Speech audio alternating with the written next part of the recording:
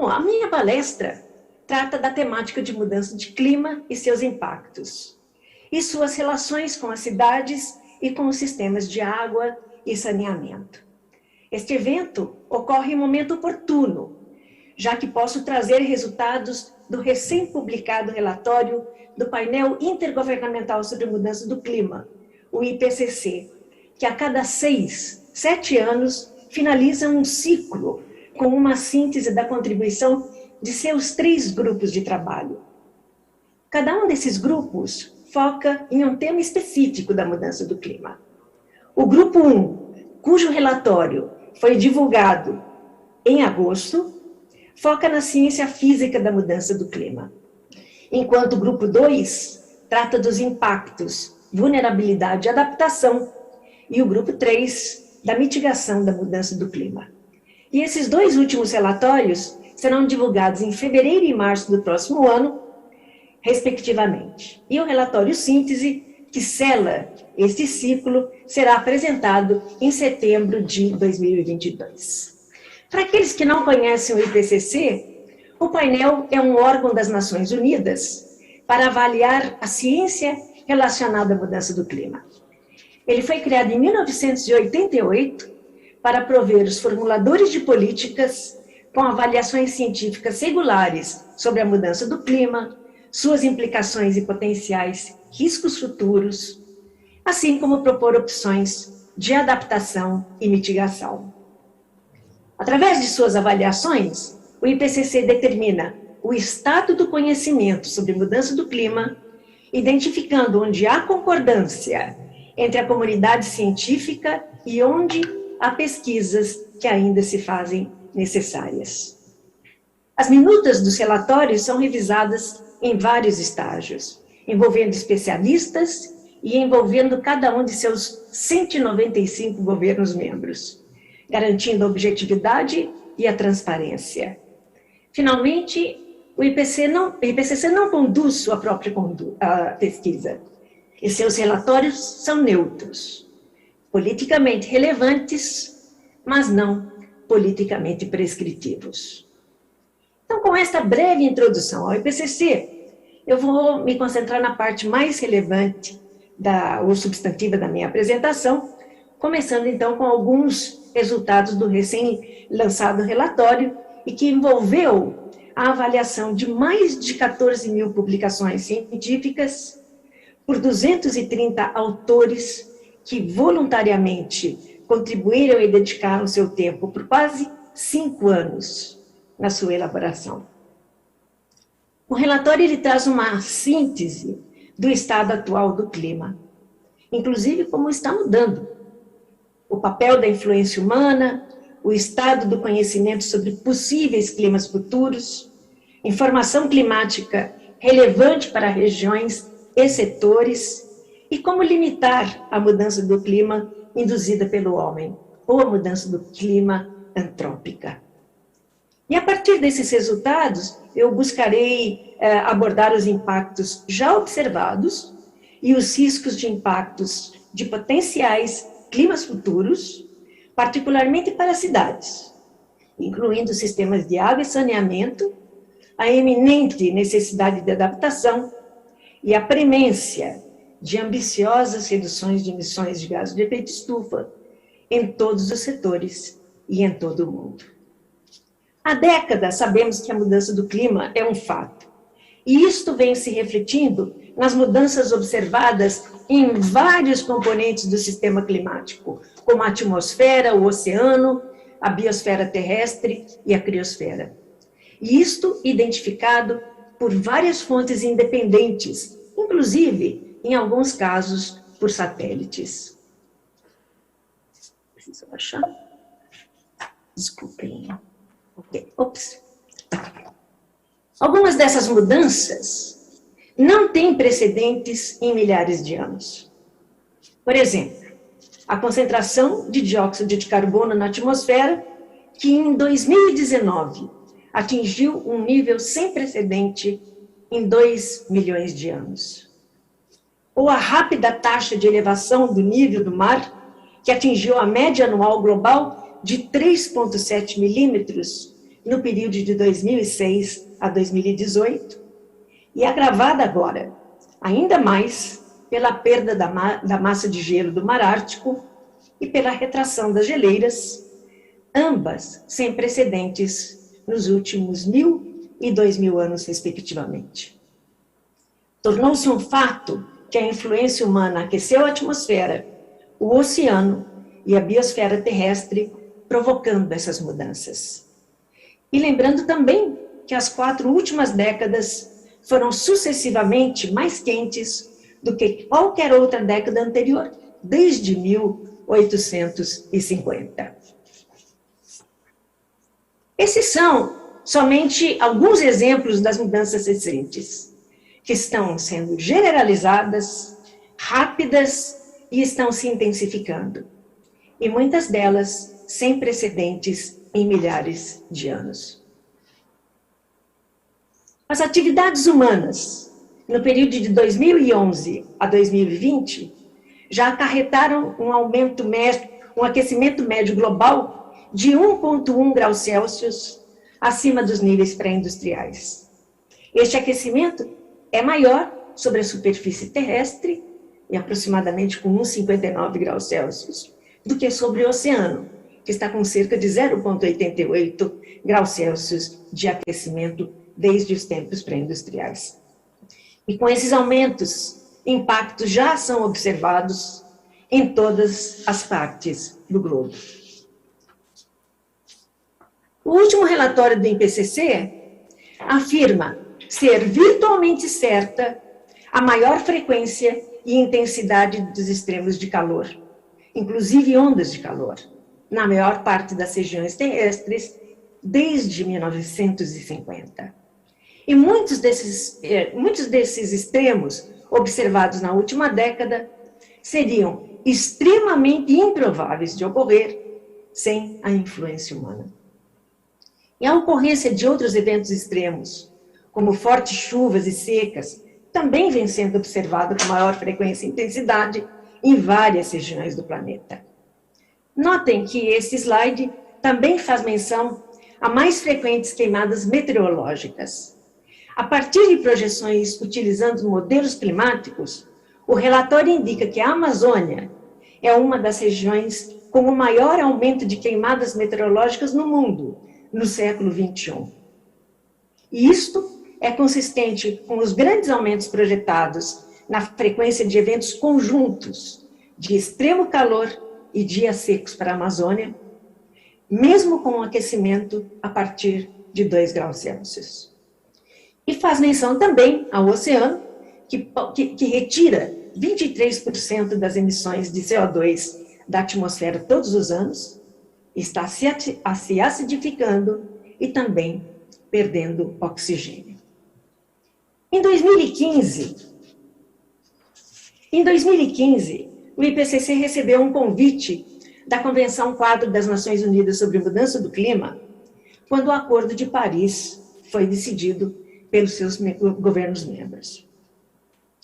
E este acordo incluiu, como um dos seus objetivos, manter o aumento da temperatura média global bem abaixo de 2 graus Celsius, acima dos níveis pré-industriais, e realizar esforços para limitar o aumento da temperatura a 1,5 graus Celsius, reconhecendo que isto reduziria significativamente os riscos e impactos da mudança do clima. E em 2018, em resposta a esse convite, o IPCC publicou o relatório especial sobre aquecimento global de 1,5 graus Celsius, e que avaliou os impactos observados e os riscos de impactos para este nível de aquecimento acima dos níveis pré-industriais e avaliou também as correspondentes trajetórias de emissões de gases de efeito estufa para limitar o aquecimento a este nível até o final desse século. Esse relatório identificou diferenças robustas nas características climáticas regionais para um aquecimento de 1,5 e um aquecimento de 2 graus Celsius. Com um maior aquecimento, essas diferenças incluem maiores temperaturas em grande parte das regiões terrestres e oceânicas, mais extremos de calor na maior parte das regiões habitadas, maior ocorrência de fortes chuvas em diversas regiões e maior probabilidade de seca e déficits de chuva em várias regiões. Um relatório especial, ele indicou que limitar o aquecimento a 1 grau Celsius, a 1,5 graus Celsius, requer mudanças sem precedentes em todas as áreas da sociedade e indica transições para todos os sistemas, energia, incluindo transporte e infraestrutura, agricultura, florestas e outros usos da terra, processos industriais e resíduos. Em todas as trajetórias de emissões que foram avaliadas pelo IPCC para este relatório especial, limitar o aquecimento global a 1,5 requer que as emissões de dióxido de carbono, CO2, sejam reduzidas ao valor zero líquido, globalmente, por volta de 2050, e ao mesmo tempo realizando profundas reduções de emissões de gases não CO2, como o metano e o óxido nitroso. Este requisito de emissões líquidas zero de CO2, que é atingido quando as emissões antrópicas deste gás são equilibradas globalmente por remoções antrópicas de CO2, independe do nível que se busca limitar o aquecimento, já que existe uma relação quase linear entre as emissões antrópicas acumuladas de dióxido de carbono e o aquecimento que causam. Assim, limitar o aquecimento a um dado nível implica limitar as emissões acumuladas de dióxido de carbono de forma consistente com este nível. Isto será amplamente desafiador. E este próximo slide, ele apresenta os chamados motivos para preocupação. Em inglês são os Reasons for Concern. A gente vê ali RFC, justamente como para representar essas razões ou motivos para preocupação. E elas fornecem uma estrutura que facilita a visualização dos principais impactos e riscos entre setores e regiões para diferentes níveis de aquecimento global acima dos níveis pré-industriais. Esses motivos para a preocupação foram introduzidos nos relatórios do Grupo 1 do IPCC, aquele que trata da parte de impactos, adaptação e vulnerabilidade, há mais de 15 anos. E a cada novo relatório, essas colorações que vocês estão vendo vão sendo ajustadas. E, normalmente, ajustadas para tornar mais graves os riscos e impactos a menores níveis de aquecimento. Então, esses 5 motivos de preocupação incluem os sistemas únicos e ameaçados, e dou como exemplo os recifes de coral, as geleiras de montanhas, os hotspots de biodiversidade. Um outro motivo são os eventos extremos. Outro é a distribuição dos impactos que afetam desproporcionalmente grupos específicos mais expostos e vulneráveis. Um outro são os impactos agregados globais, como a degradação em escala global e perda de ecossistemas e de biodiversidade.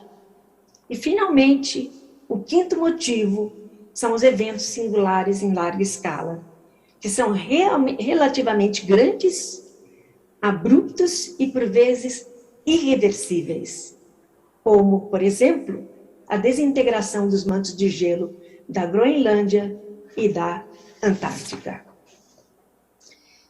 Então, esses motivos, eles ilustram as implicações do aquecimento global para as pessoas, para a economia, para os ecossistemas, e avaliam para que níveis de aquecimento global os impactos e os riscos são moderados, altos ou muito altos. que estão representados pelas cores amarelo, vermelho e roxo, respectivamente. Então, como exemplo, vamos focar no RFC2, na ilustração superior, que foca nos riscos e impactos à saúde humana, meios de subsistência, bens e ecossistemas causados pelos eventos climáticos extremos, que é a segunda barrinha da esquerda para a direita. Notem que para o atual aquecimento de 1,1 graus Celsius, os impactos e riscos já estão migrando de moderado para alto risco, e que para um aquecimento de 1,5 graus Celsius, os riscos são considerados severos e difusos. E mais recentemente, o IPCC passou também a incluir impactos e riscos para os sistemas natural e humano, que são apresentados na parte inferior do slide.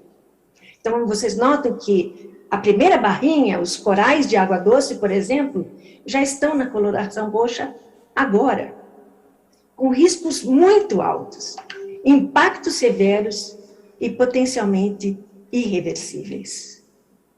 As enchentes costeiras, com o aquecimento atual, que está na sexta barrinha, com o aquecimento atual, já apresentam impactos e riscos altos, enquanto as enchentes fluviais, que é a próxima barrinha, a sétima, este alto risco passa a ocorrer a partir de 1,5 graus de aquecimento.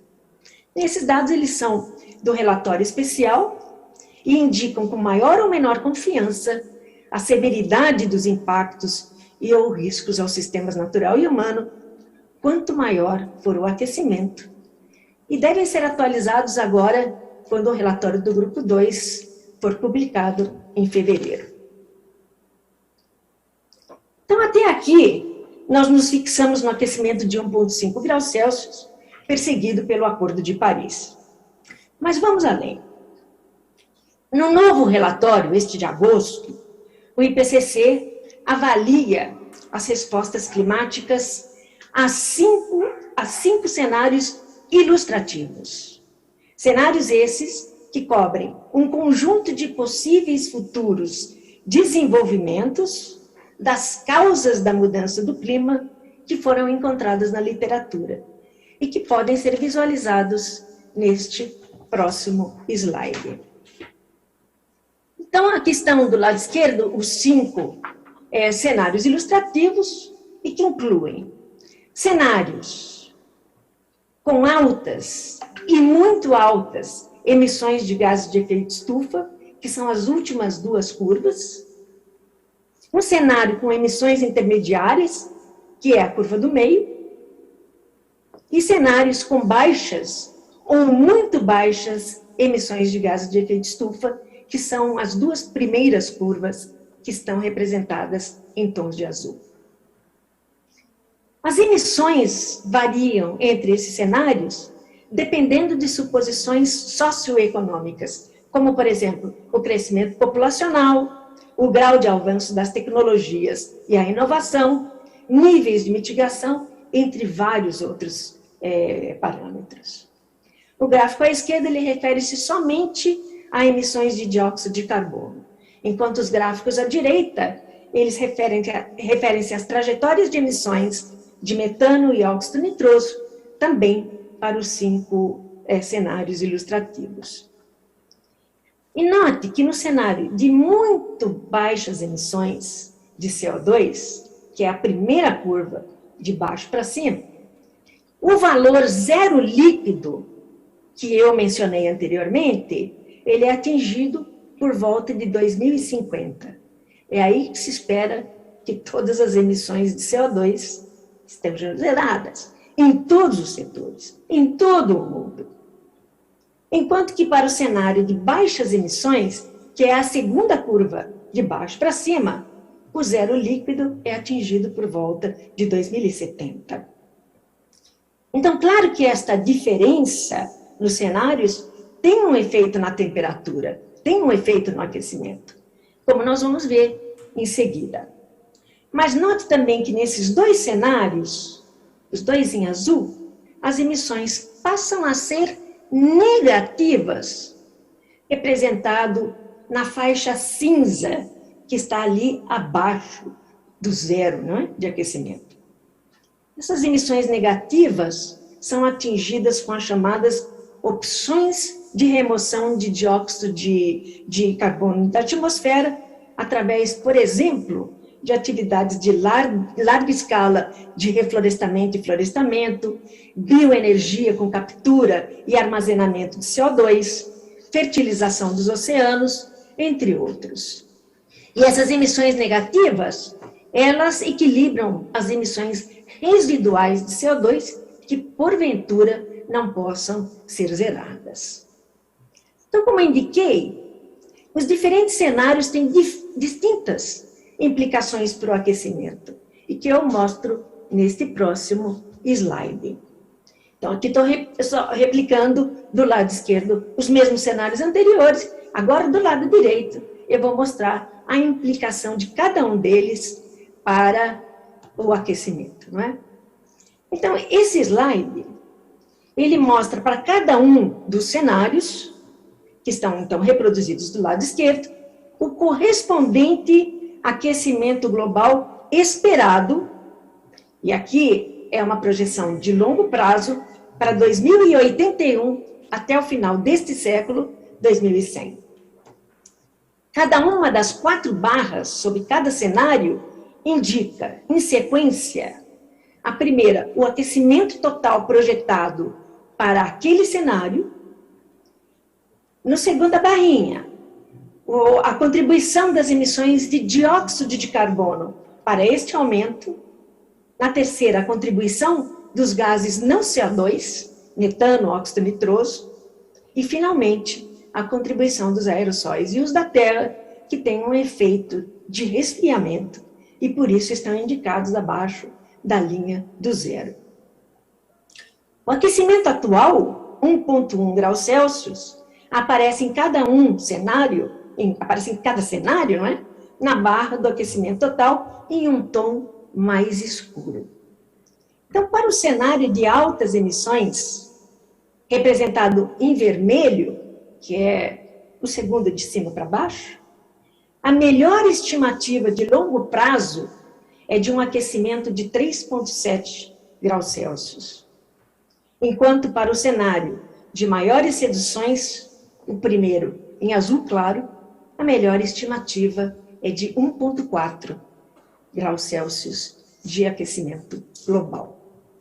Eu agora estava ouvindo na televisão que estão sendo feitas projeções, não é, das implicações para algumas cidades brasileiras da elevação do nível do mar para 3 graus Celsius. E aí vai Recife, Rio de Janeiro. Então, a situação a 3 graus é extremamente preocupante, né? Então, vamos ver aqui um próximo slide que está em branco. Então, eu digo que o relatório indica que a temperatura global de superfície ela continuará a aumentar até pelo menos a metade deste século, sobre todos os cenários considerados. E o aquecimento global de 1,5 e 2 graus Celsius será excedido durante esse século, salvo se profundas reduções de emissões de dióxido de carbono e de outros gases de efeito estufa forem feitas nas próximas décadas. Por isso que se fala de rápidas, profundas reduções para que a gente realmente consiga limitar o aquecimento. Mas esse slide aqui ele é bem interessante. Vejamos como o aumento da temperatura média de superfície é projetado se distribuir no planeta para 3 níveis de aquecimento. O primeiro, 1,5, o segundo, 2 e o último, 4 graus Celsius. E aí a gente nota claramente que o aquecimento ele não se distribui uniformemente no globo e que algumas partes são mais afetadas que a outra. E eu chamo a atenção para a parte mais ao norte do hemisfério norte, afetada pelos maiores aumentos de temperatura, e cujos efeitos sobre a perda da massa de ar ártico são amplamente divulgadas e contribuindo para uma mais rápida elevação do nível do mar. Justamente aquela parte mais escura ao norte. Então, projeta-se que as regiões norte, nordeste e centro-oeste brasileiras apresentarão um maior aumento da temperatura média, com potenciais impactos para o agrobusiness brasileiro, tanto maior quanto maior for o aquecimento.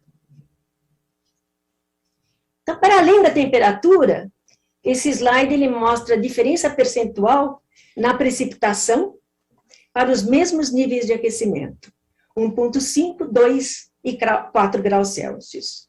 E note que as projeções para as regiões norte, nordeste e centro-oeste indicam também maiores reduções percentuais de precipitação do que o resto do país. Mas a Embrapa Informática Agropecuária já havia também feito, em 2019, projeções para o déficit de água para diferentes períodos de tempo, que indicam resultados semelhantes, incluindo um déficit de água muito alta para a região nordeste e de alta a muito alto para a região centro-oeste, e particularmente para os períodos de 2021 a 2030 e de 2031 a 2040. E para finalizar esta parte, com os resultados dos relatórios do IPCC, uma inovação introduzida no último relatório do Grupo 1, este que foi publicado em agosto, é a inclusão de um atlas interativo, que possibilita fazer projeções para diferentes níveis de aquecimento, precipitação e outras variáveis meteorológicas, para várias sub-regiões, e utilizando os mesmos dados que foram aplicados nos modelos climáticos para fazer as projeções apresentadas no relatório. Então, aqui tem o link, não é, para o Atlas Interativo, e tivemos, inclusive, autores do Brasil, particularmente do INPE, trabalhando, então, nesse Atlas, que pode ser visualizado, como eu vou mostrar a seguir. Ou seja, este gráfico que está à direita, o mapa, é o mapa da América do Sul, que foi subdividido em algumas sub-regiões, em cima delas pode-se fazer projeções bem mais singularizadas, vamos assim dizer. Então, para este slide, alguns resultados para a parte sudeste da América do Sul, representada pela sigla SS, indicam que os aumentos na média e nos extremos de precipitação ocorrem desde os anos 60 e são explicados pela variabilidade interna, assim como causas externas, como o aumento da concentração dos gases de efeito estufa na atmosfera. E indica também que a intensidade e a frequência de eventos de precipitação extremas e inundações fluviais são projetadas a aumentar para um nível de aquecimento de 2 graus ou mais. E esses são só alguns exemplos. Então, é interessante porque, como o Brasil tem dimensões continentais, e se tratando também dessa questão do saneamento, cada região vai ser singular. Então, talvez as soluções também tenham que ser diferenciadas. E a oportunidade que se tem com esse Atlas interativo é justamente entender um pouco melhor quais são os impactos esperados de uma forma mais regionalmente distinta. Bom, eu vou tomar um pouquinho de água.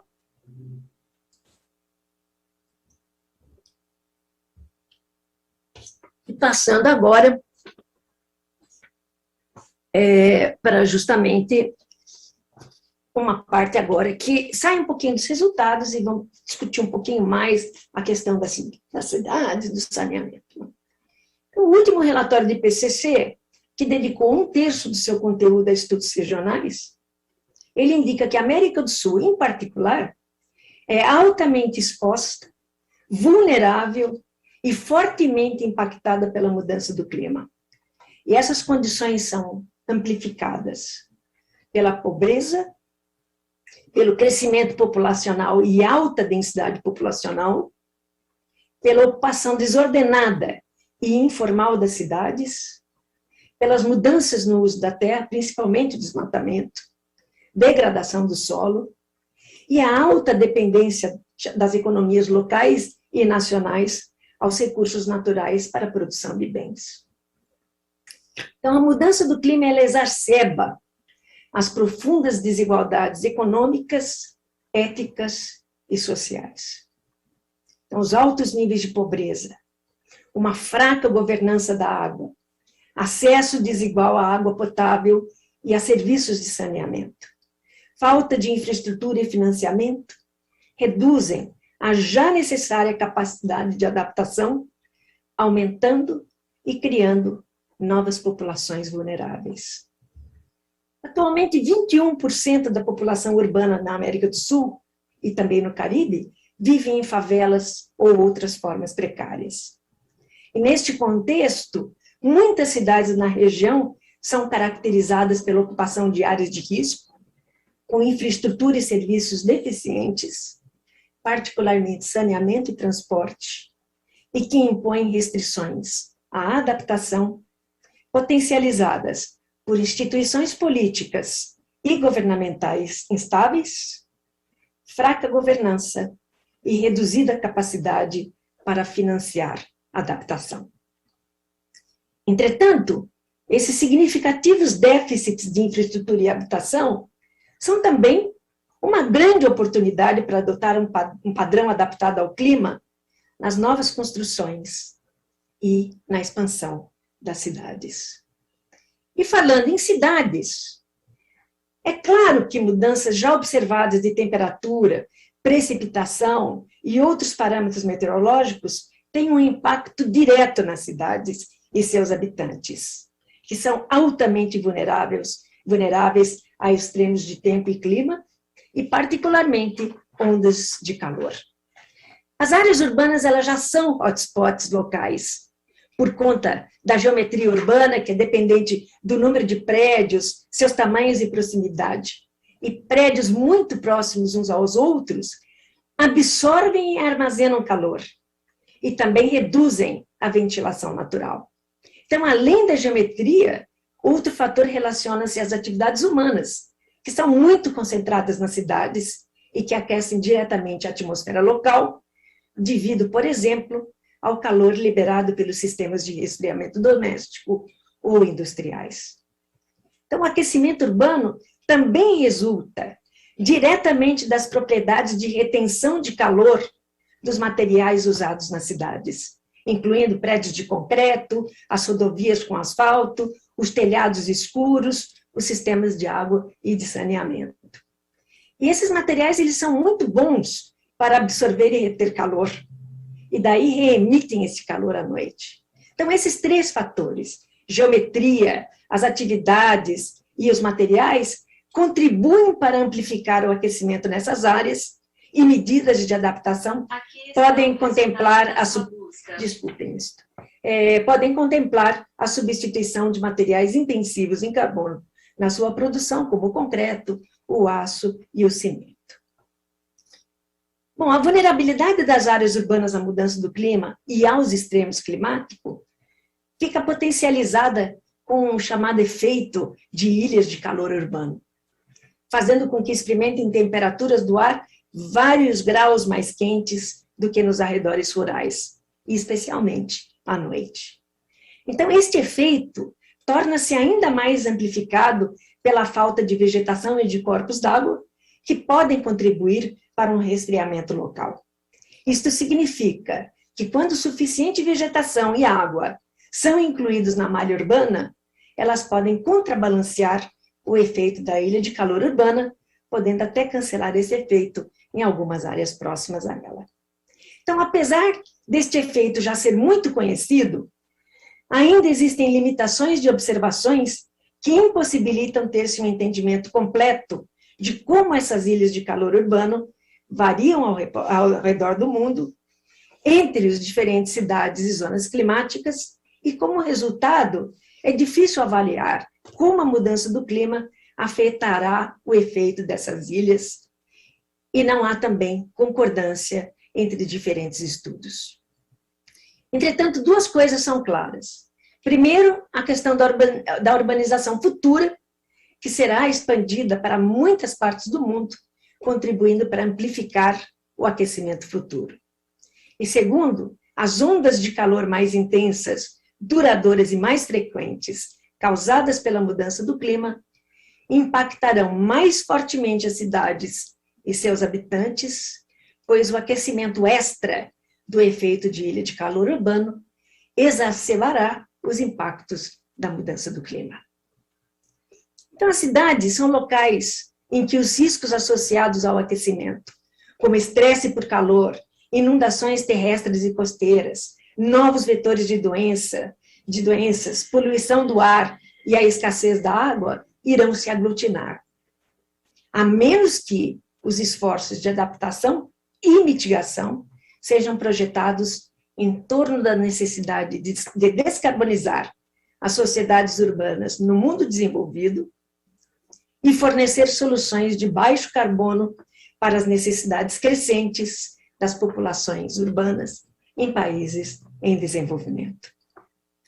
No futuro, a mudança do clima terá, em média, um efeito limitado na magnitude da ilha de calor urbana propriamente dita, mas a urbanização, junto com as ondas de calor mais frequentes, duradouras e mais quentes, tornarão as cidades mais expostas à mudança do clima. Os sistemas de água e de saneamento são particularmente vulneráveis a eventos climáticos extremos. E os danos a tais sistemas podem levar à contaminação da água potável e subsequentes impactos adversos à saúde. As opções de adaptação a futuros riscos climáticos incluem reduzir a exposição dos sistemas de água e saneamento a enchentes e eventos climáticos extremos e a implantação de sistemas de alerta que possibilitem o deslocamento das populações vulneráveis para lugares seguros. Vou tomar mais uma água e pegar a última parte de minha apresentação.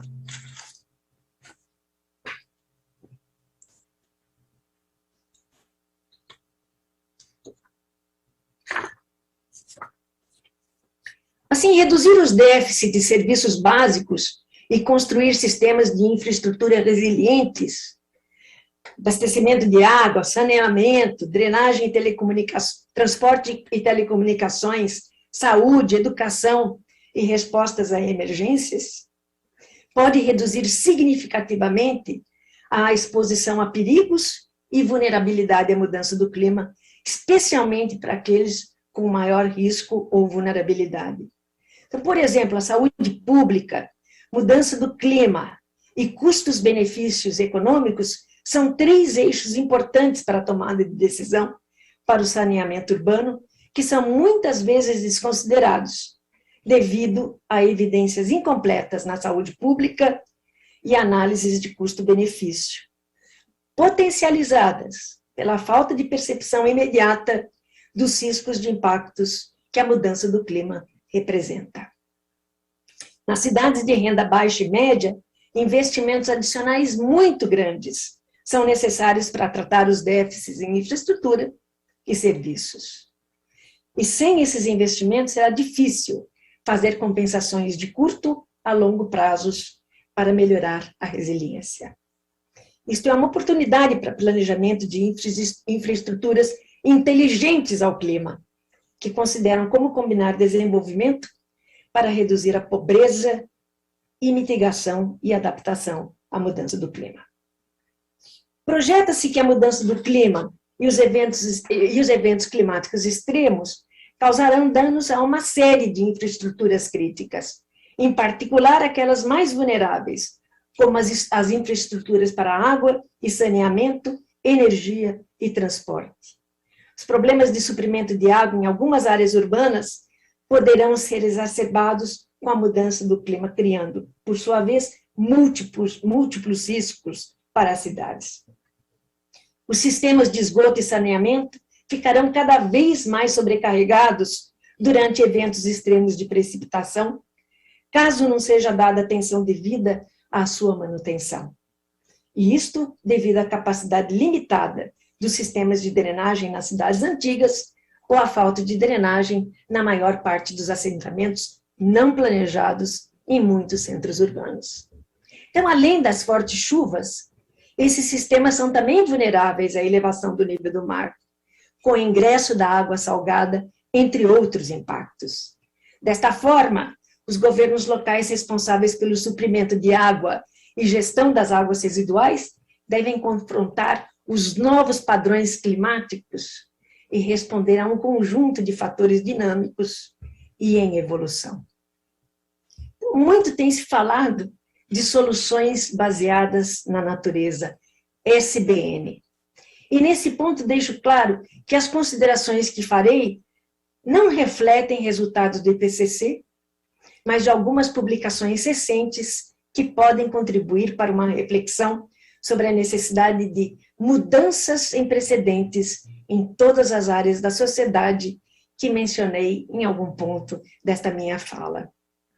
Então, os resultados sobre SBN, essas soluções baseadas na natureza, que eu particularmente prefiro chamar de opções baseadas na natureza, serão incluídos no relatório do grupo 2, que será então publicado em fevereiro do próximo ano. Então, as SBNs, essas soluções baseadas na natureza, para elas não existe uma definição acordada sobre o que sejam, né? E a literatura inclui várias delas, normalmente para atender necessidades específicas, né? E eu vou dar 2 exemplos. O Instituto de Estudos Ambientais e da Energia, ele contempla infraestrutura verde e infraestrutura natural como subcategorias dessas soluções baseadas na natureza. A diferença entre elas é que, enquanto a infraestrutura verde consiste em projetos que combinam a infraestrutura cinza com SBN, para criar sistemas híbridos que melhoram a resiliência aos impactos climáticos, E a infraestrutura natural, ela consiste em projetos que usam o ambiente natural existente ou reconstruído, como florestas, áreas alagadas, várzeas, para aumentar a resiliência aos impactos climáticos. Para ambos casos, co-benefícios ambientais, econômicos e sociais podem ser gerados. E o outro exemplo é o exemplo do Banco Interamericano de Desenvolvimento, para o qual essas soluções baseadas na natureza referem-se a atividades associadas à proteção, manejo, melhoria ou restauração da natureza para promover infraestruturas resilientes ao clima.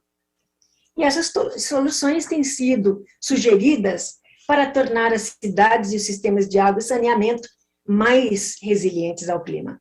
Por exemplo, através da implantação, manutenção e recuperação de áreas verdes em pontos estratégicos das cidades, pode-se criar, então, um sistema natural que seja capaz de absorver a água da chuva, filtrar os sedimentos do solo e reduzir esses custos com saneamento e também com a saúde pública.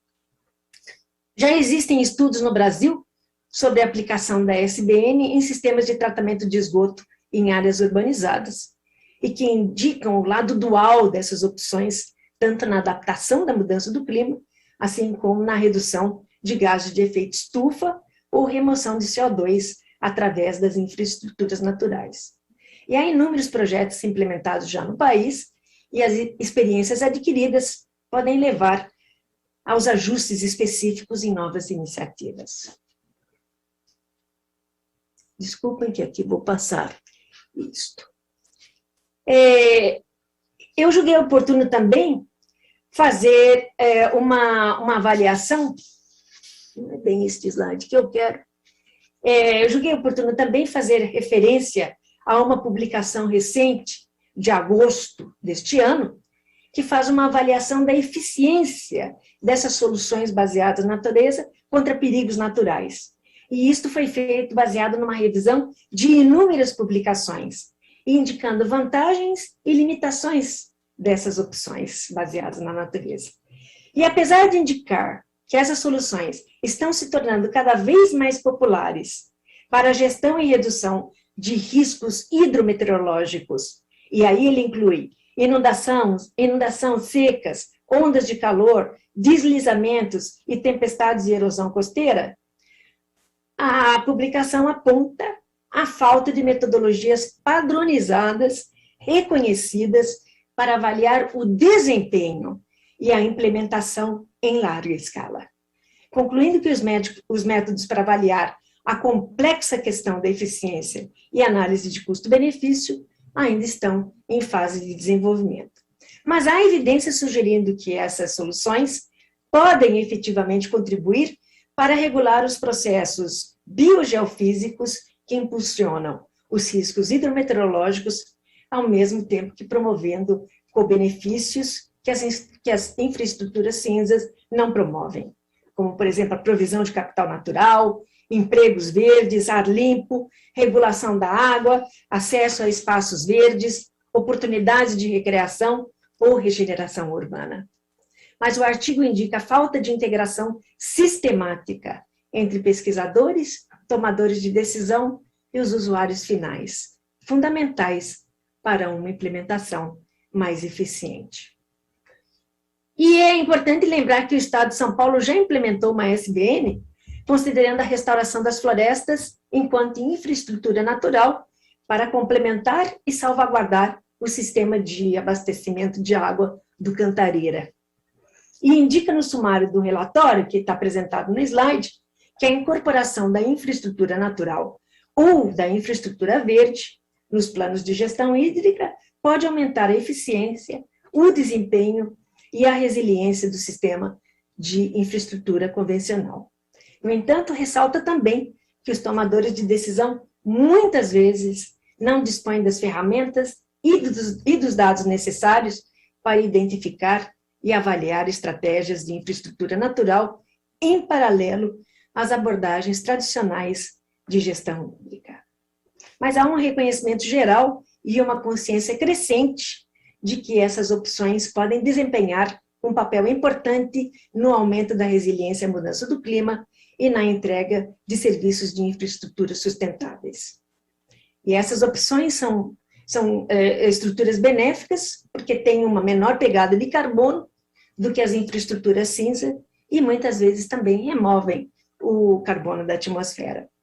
Então, essas soluções não só ajudam a mitigar a mudança do clima, como também aumentam a resiliência aos impactos climáticos. E, finalmente, essa comunidade científica e de usuários já disponibilizaram várias informações sobre SBN, como, por exemplo, vários modelos de diferentes complexidades que podem contribuir para o planejamento estratégico, design, implementação e avaliação de SBN para reduções dos riscos hidrometeorológicos. Mas, no entanto, essa sua aplicação carece dessa integração, dessa integração entre pesquisadores, tomadores de decisão e usuários finais. Eu me concentrei um pouco nessa parte de soluções baseadas na natureza, porque potencialmente será uma área que será um dos focos agora na COP26, na Conferência das Partes da Convenção do Clima, que vai trazer essas questões da natureza como aliada para reduzir as emissões de gases de efeito estufa e aumentar a resiliência dos sistemas, será plantada. E então, já quase terminando, é importante ter-se em mente que, embora seja necessário implementar ações para combater a mudança do clima e seus efeitos nas cidades, há uma necessidade igualmente urgente de assegurar que as novas cidades e as áreas urbanas em expansão sejam neutras em carbono e tenham baixas taxas de vulnerabilidade e exposição à mudança do clima. A urgência das ações não se explica somente pela necessidade de reduzir as emissões de gases de efeito estufa, mas, e principalmente, devido ao crescente risco climático que ameaça as populações, as infraestruturas e as economias das cidades. Finalmente, há que se ponderar que nesse momento de necessárias, profundas transformações e medidas bem planejadas de adaptação e mitigação, que são essenciais para evitar exacerbar as desigualdades ou criar novas injustiças. Então, por exemplo, as trajetórias consistentes com limitar o aquecimento a 1,5 ao mesmo tempo estando alinhadas com os objetivos do desenvolvimento sustentável, particularmente os objetivos do desenvolvimento sustentável 6, a água potável e o saneamento, 11, as cidades e comunidades sustentáveis, 10, a redução das desigualdades, e a ODS 13, ação contra a mudança global do clima, são importantes para aliar a questão de uma trajetória de desenvolvimento resiliente ao clima, mantendo o desenvolvimento sustentável. E a atenção à equidade garante que as pessoas menos favorecidas tenham condições de proteger seus meios de subsistência e viver em dignidade, e que aqueles responsáveis pelos custos de adaptação ou mitigação tenham apoio técnico e financeiro para permitir uma transição justa. E esta é a esperança de todos. Bom, agradecendo novamente a oportunidade de apresentar esses resultados e algumas reflexões, eu termino esta minha apresentação, agradecendo a atenção de todos vocês e informando que tanto a apresentação, tanto os slides, quanto o texto que está associado a esta apresentação estarão disponíveis no site do Congresso e também no site da ABES. E desejo a todos uma excelente noite, um excelente congresso, e tenho certeza que resultados fantásticos irão sair. Todos olhando agora para as cidades inteligentes, inteligentes ao clima, ao saneamento, à saúde, à água. Estamos todos torcendo para isso. Sucesso! Muito obrigada.